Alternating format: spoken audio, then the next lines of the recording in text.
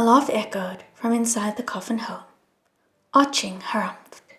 That horrible demon is back. Who is he? Songlan asked.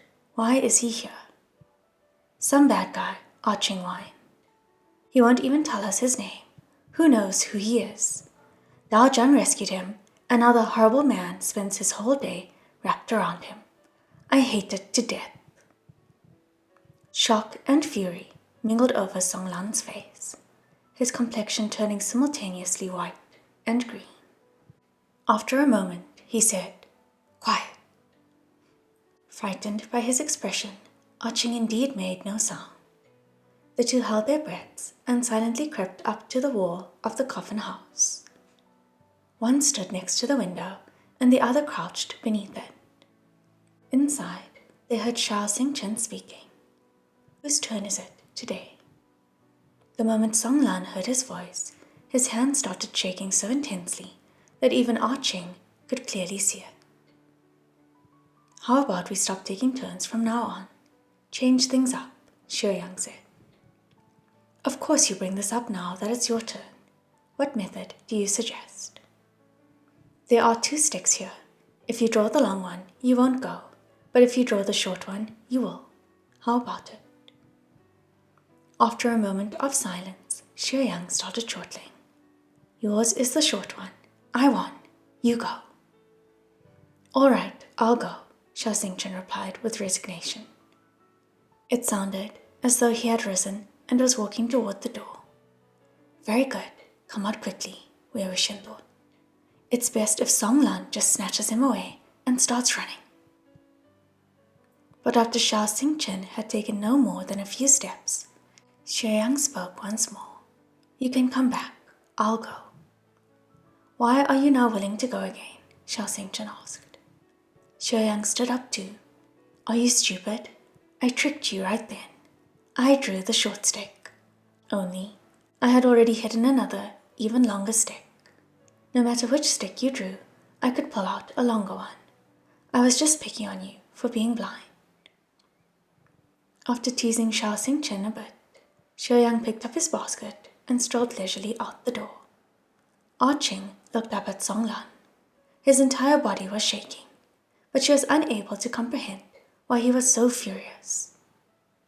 Songlan indicated to her to remain silent, and the two held their breaths again and quietly walked away. Only after they had walked a considerable distance did he begin to question Arching. This person, Xing, that Dao Zhang, since when did he rescue that man? His tone was grave, and Arching understood that this was no small matter. Her response was also solemn. He was rescued a long time ago, almost a few years now. That Dao Zhang has been unaware of his identity the entire time? Songlan asked. Yes, Arching said. What has he been doing while he's been by the Dao Zhang's side? Being a loudmouth, bullying me, and scaring me. Also, he goes night hunting with Dao Zhang. Songlan's eyebrow trembled. He also believed that Yang's intentions could not possibly be good. Night hunting? Night hunting what? Do you know? Afraid of being careless, Arching thought for a while before speaking. There was a time earlier when they were night hunting a lot of walking corpses. Now, all they hunt are things like ghosts and livestock that have started acting strange. Songlan interrogated her thoroughly, seemingly unable to shake the feeling that something wasn't right. However, try as he might, he couldn't pluck out a shred of a clue. Does the Dao Zhang have a good relationship with him? Despite her unwillingness to acknowledge it, Arching still explained. I feel like Dao Zhang is unhappy by himself. He finally has a fellow cultivator, so he seems to like listening to that horrible guy make wisecracks.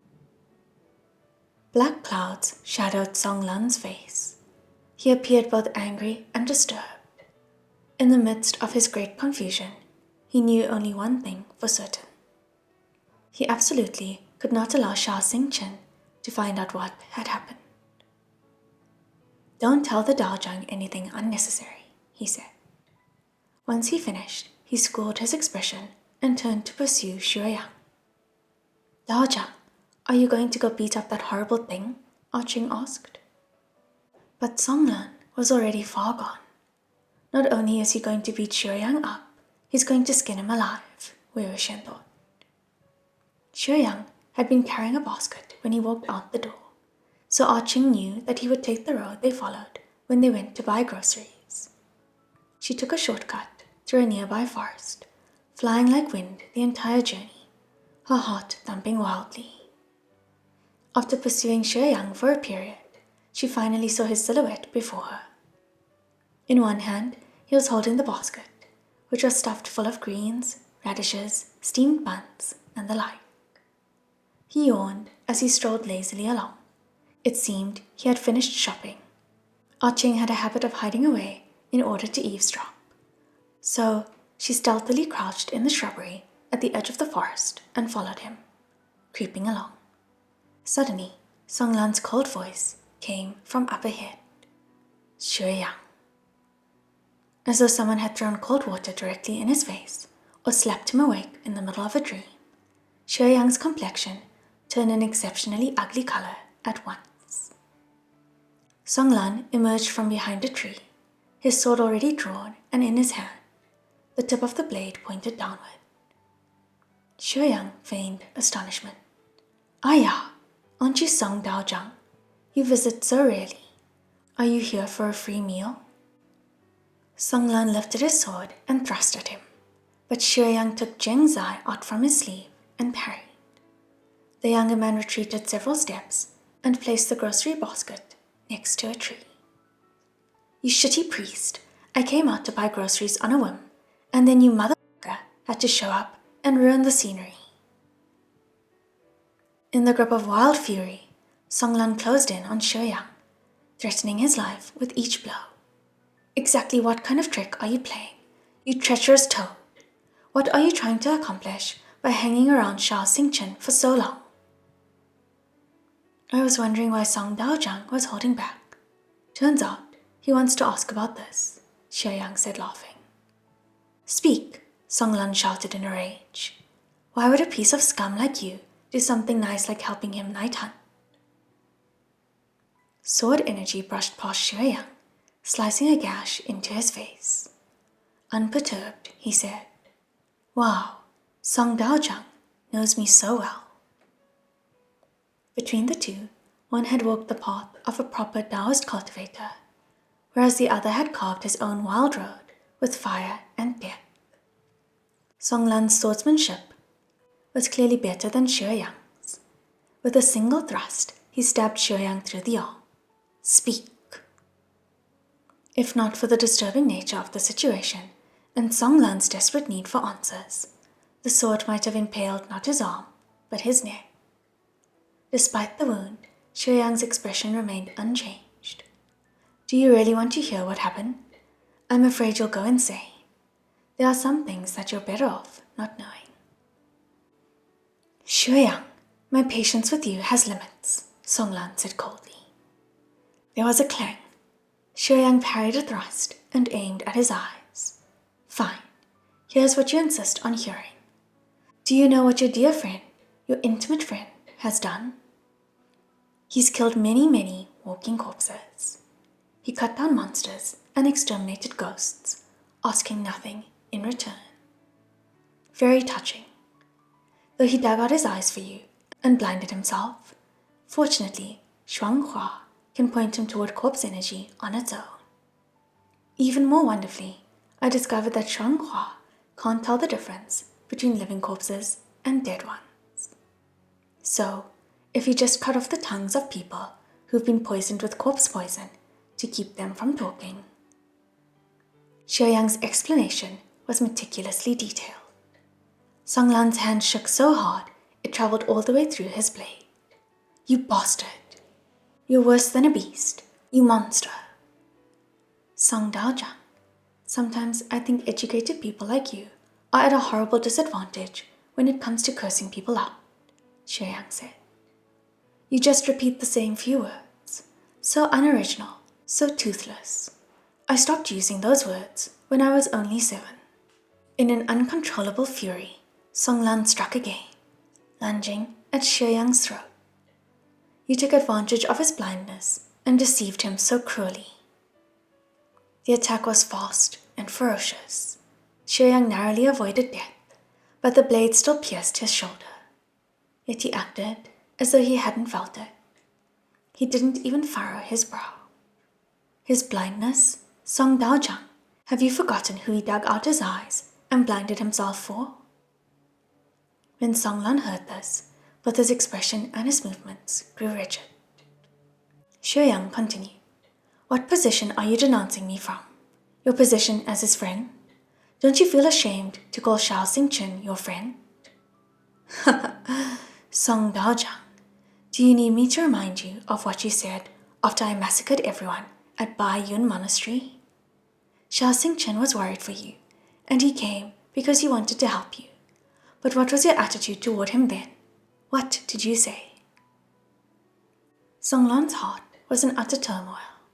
At the time, Xue Yang cut him off. At the time, you were angry and grieving. You were suffering.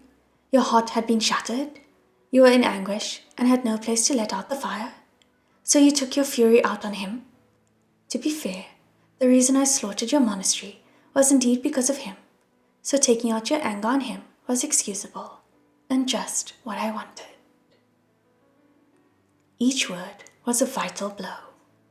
Step by step, both Xue Yang's hand and his tongue closed in on Song Lan. The younger man's strikes grew more and more at ease, but also more ruthless and wily. He had already gained a slight upper hand, and Song Lan was none the wiser. Hey, exactly who said, "There's no need for us to see each other again"? Don't tell me it was you, Song Daozhang.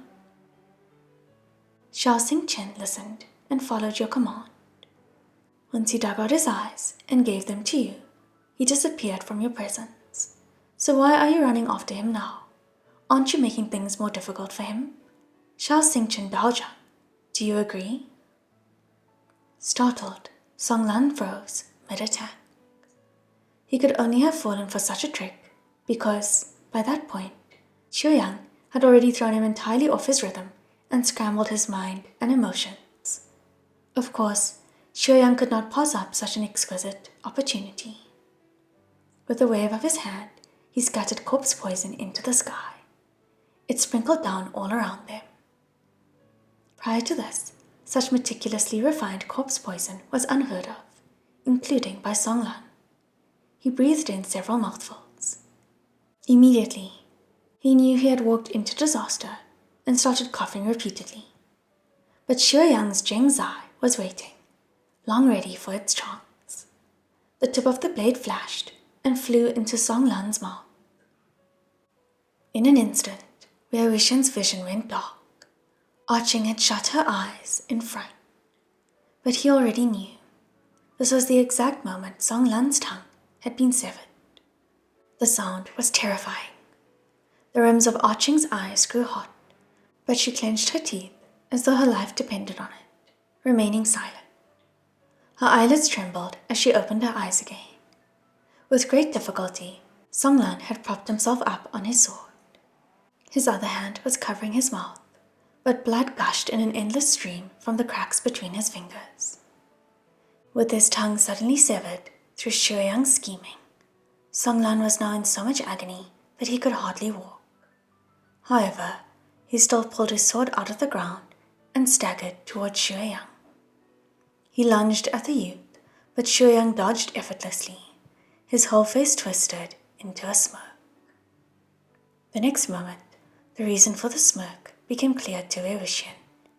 Shuanghua's silver light had pierced through Song Lan's chest, passing right through his ribcage and out through his back. Song Lan looked down upon Shuanghua, whose tip had plunged straight through his heart. Slowly, he lifted his head and saw Shao Xingchen holding the sword, a tranquil expression on his face. "Are you there?" Shao Xingchen asked, entirely oblivious to what had just passed. Songlan moved his lips silently. I'm here, Xiaoyang said with a smile. Why are you here? Xia Xingchen pulled his sword from Songlan's body and sheathed it. Shanghua was behaving strangely, so I followed it to see what was happening. Sounding puzzled, he continued. It's been a very long time since a walking corpse has appeared in these parts. On top of that, it is alone. Did it come here from elsewhere? Slowly, Songlan kneeled in front of Xia Xingchen. Xiaoyang gazed smugly down upon the dying man. That sounds right. The noises it makes are terrifying. At this point, if Songlan had only placed his sword in Xia Xingchen's hand, his friend would have immediately realized who he was. The sword of an intimate close friend, Xia Xingchen would recognize at a single touch. But Songlan could no longer do any such thing. How could he give his sword to Xia Xingchen and tell him who he had killed with his own hands? This was all according to Xiaoyang's calculations. Thus, the youth felt perfectly safe. Let's go home and cook dinner. I'm hungry. Did you finish buying groceries? Yes, running into something like this on the way back. How unlucky. Xia Xingchen took a step forward. Xiaoyang patted the wounds on his arms and shoulders. Then he picked up the basket again. When he passed in front of Songlan, a slight grin played across his lips. Looking down, Xiaoyang said to him, You don't get a share. Only after Arching had waited for Xiaoyang to walk far, far away, did she finally rise out of the shrubbery. By then, he and Xia Xingchen had probably already arrived at the coffin home. She had squatted for too long, and her legs had gone numb. Shaking in fear and leaning on her bamboo pole as though it were a crutch, she staggered towards Songlan's kneeling corpse, which had already gone stiff. Songlan had not died a peaceful death. When Arching saw his wide-open eyes, she leapt in terror. Then she saw the fresh blood pouring out of his mouth, flowing down his jaw, over the front of his robes, and finally to the ground. Tears fell from his eyes in fat droplets. Fearfully, Arching reached out and closed Songlan's eyes for him. Kneeling in front of him, she placed her palms together and spoke. Daozhang, please don't blame me or the other Daozhang. If I had come out, I would have died too, so I could only hide. I couldn't rescue you. The other Daozhang was tricked by that horrible thing. He didn't do it on purpose. He didn't know that the one he killed was you. Choking and sobbing, she continued. I have to go back. As a dead spirit, you have to help me and protect me so I can rescue Xia Xingchen Daozhang. Help and protect us so we can escape that monster's clutches. Make that evil beast Xiaoyang die a horrible death. Make sure his body is broken into 10,000 pieces and he's never reborn again. When she finished speaking, she paid her respects to Songlan, pressing her forehead to the ground 3 times in front of him.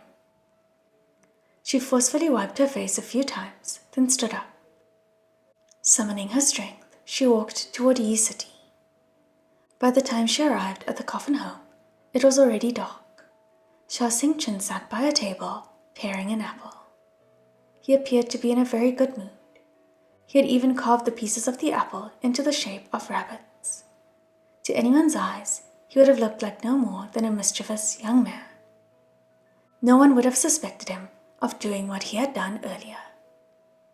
Hearing Arching return, Xia Xingchen emerged, carrying a plate of vegetables. Arching, where did you play around today? You're home so late. Xia Xingchen glanced at her. Suddenly, something flashed in the depths of his eyes. What's wrong? Her eyes are swollen. Hurriedly, Xia Xingchen walked over to her. What happened? Did someone bully you? Bully her? Who's capable of bullying her? Xiaoyang said. Though he wore a conspicuous smile, it was clear that in his mind, suspicion had started to prickle. Abruptly, Arching threw her bamboo pole to the ground and started wailing.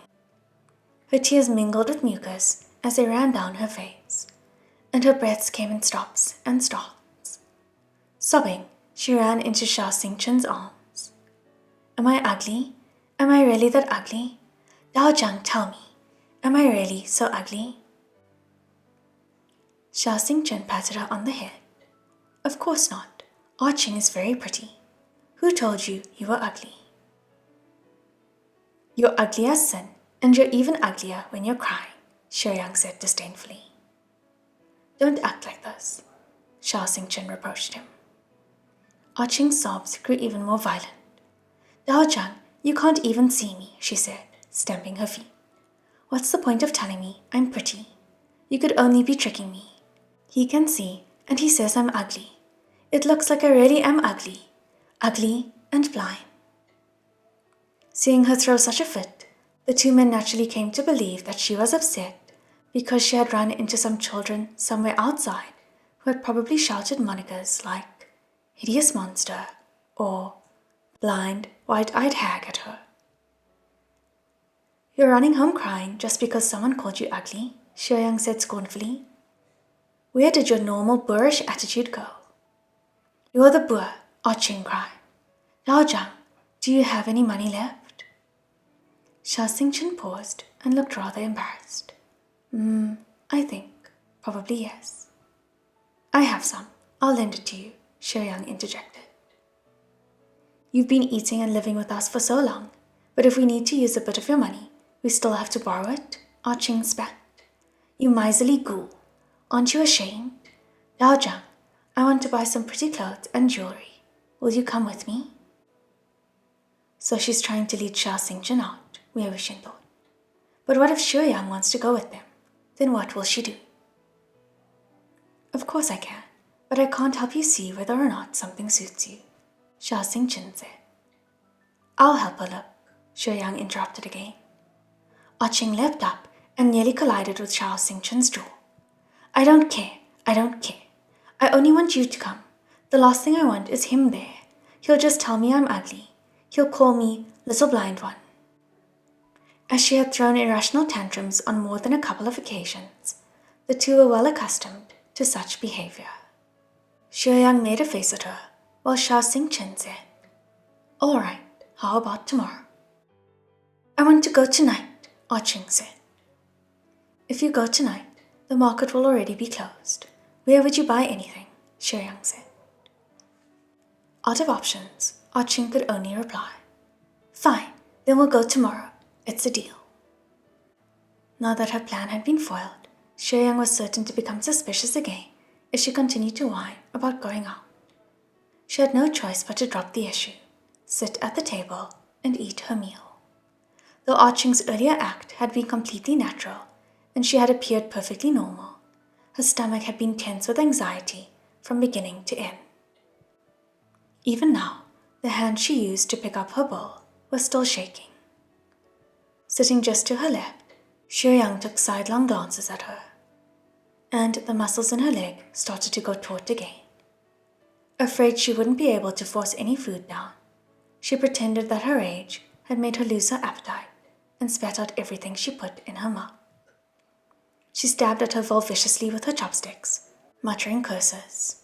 Stupid bastard, ugly little hag. It's not like you're anything to look at either. Lowlifes. The other two listened as she continued to rant about the non-existent, ugly little hag. Xiaoyang rolled his eyes. Don't waste food, Sha Xingchen said. Xiaoyang's gaze left Arching and swiveled towards Sha Xingchen's face. This little hooligan's imitation of Sha Xingchen wasn't so accurate for no reason, Wangxian thought.